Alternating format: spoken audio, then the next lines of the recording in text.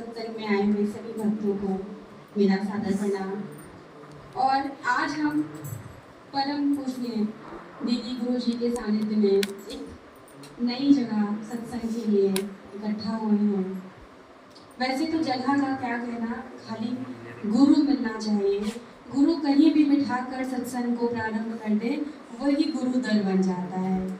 और गुरु दर जो पा जाता है उसे किसी भी महल या राजकोट इस चीज़ की ज़रूरत नहीं होती।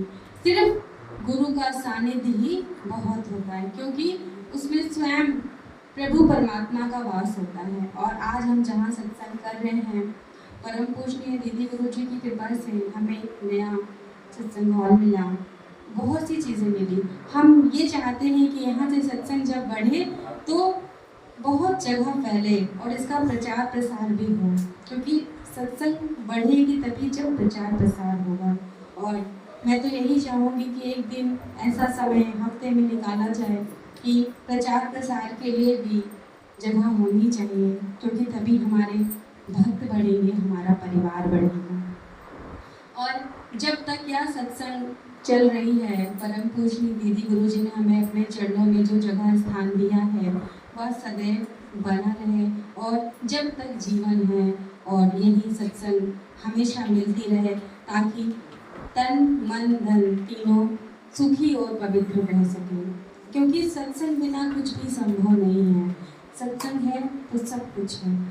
मन का रोग भी दूर हो जाता है, धन भी पवित्र हो जाता है, और हमेशा हम खुशी से रहते हैं, मिलवर्तन से रहते हैं। या शिक्षा या चीज़ें कोई और हमें नहीं सिखा सकता, या सत्संग से ही आती है। और जब सत्संग मिल जाती है तो इंसान की वाणी में अपने आप मधुरता और सहजता आ जाती है। कहते हैं किसी से भी बुरी चीज़ भी अगर आप प्रेम से बोलो तो वह भी उसको अच्छी और मीठी लगती है, और सही चीज़ भी अगर आप गुस्से में बोलिए तो वह भी उसको खराब लगती है। इसीलिए प्रेम की वाणी बोलिए, ना किसी को बुरा लगना चाहिए, ना किसी का मन दुखना चाहिए। हमें हमेशा दूसरों से मिलवर्तन से रहना चाहिए, ये हमारी दीदी गुरु हमें सिखाती हैं। और सत्संग जब हम करते हैं तो हमें बहुत से लाभ होते हैं, भले हम एक दूसरे से ना बताएं, ना शेयर करें, पर बहुत से लाभ होते हैं। उस लाभ को हम खुद समझ सकते हैं, खुद जान सकते हैं कि हमें क्या फ़ायदा हुआ। हम बताना नहीं चाहते हैं कभी भी, वो अपनी जगह है, पर जब लोगों को जब वो लाभ मिलता है, चाहे वो तन सुखी होता है, चाहे वो मन, चाहे वो धन, तीनों चीज़ें आती हैं इसमें।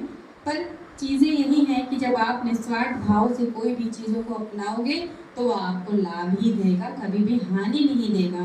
और अगर स्वार्थ रखोगे मन में तो कितनी भी पूजा पाठ कर लो, कुछ भी कर लो, वह स्वार्थ में ही चला जाएगा, आपको कोई फल नहीं मिलेगा उसका।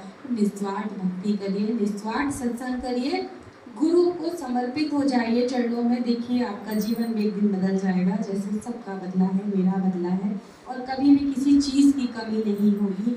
चाहे वो दुख आएगा तो भी आप हंस के काटेंगे, सुख आएगा तो आप हंस के काटेंगे ही काटेंगे। इसीलिए दुख में भी प्रभु को याद रखिए, हर पल प्रभु का नाम लीजिए। दुख भी ऐसे चला जाएगा कि आपको पता भी नहीं चलेगा। और सुख भी तो रहता है, तो सबके साथ सुख को भी बांटिए। अगर आपके पास 2 रुपये है तो 1 रुपया आप दूसरों की कभी मदद करना चाहें तो ज़रूर करिए, क्योंकि इससे जो दुआ और जो आशीर्वाद मिलता है प्रभु परमात्मा का दूसरों के प्रति, इससे हमें बहुत लाभ मिलता है। हम यहाँ सत्संग आते हैं, जब यहाँ कभी कोई भंडारा होता है, कुछ होता है, जो प्रसाद बाहर के लोग खाते हैं, अगर हमारा धन उसमें लगा रहता है तो हमें खुद को खुशी मिलती है। लगता है आज हमारे धन से किसी ने तो बाहर का खाया, किसी कोई बाहर वाले ने खाया, हमें अच्छा लगा, हमारा धन पवित्र हो गया।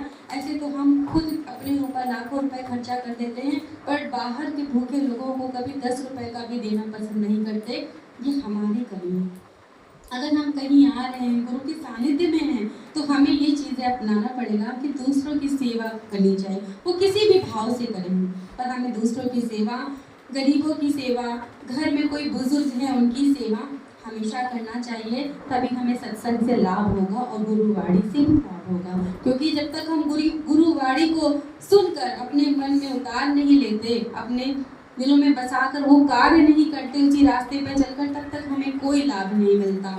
और हम फिर कहते हैं हमें कोई लाभ नहीं हुआ सत्संग आने से, तो नहीं, आप यहाँ आते हैं प्रभु परमात्मा को मानकर, गुरु को मानकर, जो भी कहा जाए उसे मानिए और सबकी सेवा करिए सच्चे मन से, आपका भला जरूर होगा। प्रेम से बोलिए जय श्री हरि, बोलिए सर्वशक्तिमान प्रभु की जय।